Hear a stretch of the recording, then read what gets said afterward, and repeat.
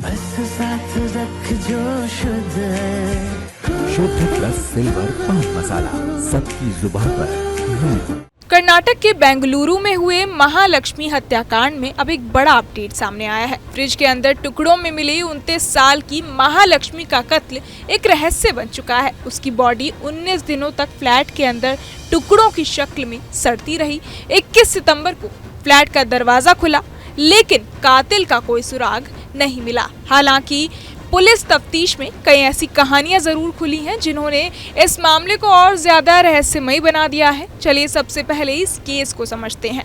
नेपाल के टीकापुर इलाके में रहने वाले चरण सिंह और मीना राणा करीब 35 साल पहले बेंगलुरु आकर शिफ्ट हुए। परिवार में महालक्ष्मी के अलावा एक बेटी लक्ष्मी और 2 बेटे उपकुम सिंह और नरेश हैं। महालक्ष्मी और लक्ष्मी जुड़वा बहनें हैं। बेटी बड़ी हुई तो परिवार ने उसकी शादी नीलमंगला इलाके में रहने वाले हेमंत दास के साथ कर दी। हेमंत मोबाइल से जुड़े सामान की दुकान चलाते हैं। मीना ने भी एक मॉल के ब्यूटी सेंटर में नौकरी करना शुरू कर दिया। कुछ समय तक सब ठीक चलता रहा। महालक्ष्मी ने एक बेटी को जन्म दिया जो अब 4 साल की हो चुकी है। हालांकि इसके बाद से ही महालक्ष्मी और हेमंत के बीच झगड़े होने लगे। झगड़े जब ज्यादा बढ़े तो महालक्ष्मी उसे छोड़कर अपने माँ बाप के साथ रहने लगी। कुछ वक्त बाद अक्टूबर 2023 में महालक्ष्मी ने एक 3 मंजिला मकान में टॉप फ्लोर वाला कमरा किराए पर लिया और सबसे अलग रहने लगी। इस बीच उसकी बातें अपनी माँ से रेगुलर तौर पर होती थी। 15 से 20 दिनों में माँ महालक्ष्मी से मिलने उसके रूम पर भी आ जाया करती थी। 20 सितंबर को महालक्ष्मी के मकान के पड़ोस में रहने वाले एक व्यक्ति ने कुछ बदबू महसूस की। पड़ोसी जब उसके रूम के पास पहुंचा तो बदबू काफी तेजी से आने लगी। उसे शक हुआ और महालक्ष्मी की मां को फोन किया।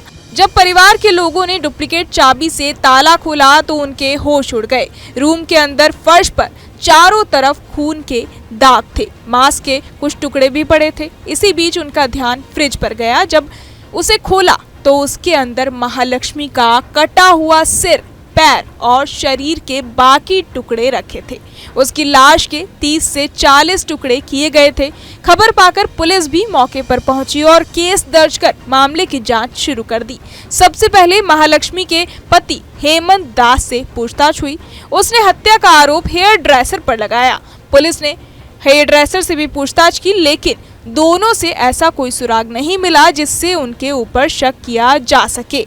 इस बीच पुलिस ने बयान दिया कि उन्होंने आरोपी की पहचान कर ली है और बहुत जल्द पूरे मामले का खुलासा हो जाएगा। सबसे पहले महालक्ष्मी की कॉल डिटेल रिकॉर्ड खंगाले गए। उसके नंबर से आखिरी बार 2 सितंबर को ही कॉल की गई, जिसके बाद ना किसी का फोन आया और ना ही किसी के पास फोन किया गया। उसका मोबाइल रूम में ही स्विच ऑफ हुआ। ऐसे में पुलिस ने माना कि महालक्ष्मी का कत्ल 2 सितंबर को ही किया गया था। महालक्ष्मी की मां ने बताया कि उनकी अपनी बेटी से आखिरी बार 2 सितंबर को फोन पर बात हुई, जिसमें उसने कहा था कि वो जल्द ही अपने पति से मिलने जाएगी। इसके बाद से उनकी कोई बातचीत अपनी बेटी के साथ नहीं हुई।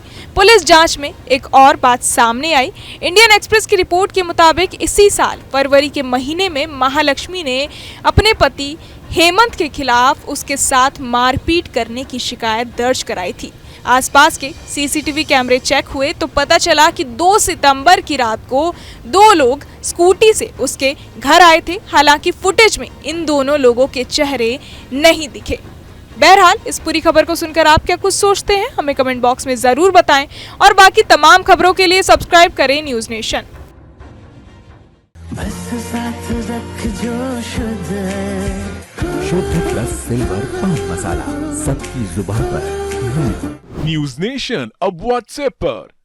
खबरों की ताजा अपडेट के लिए न्यूज नेशन के इस QR कोड को स्कैन करें।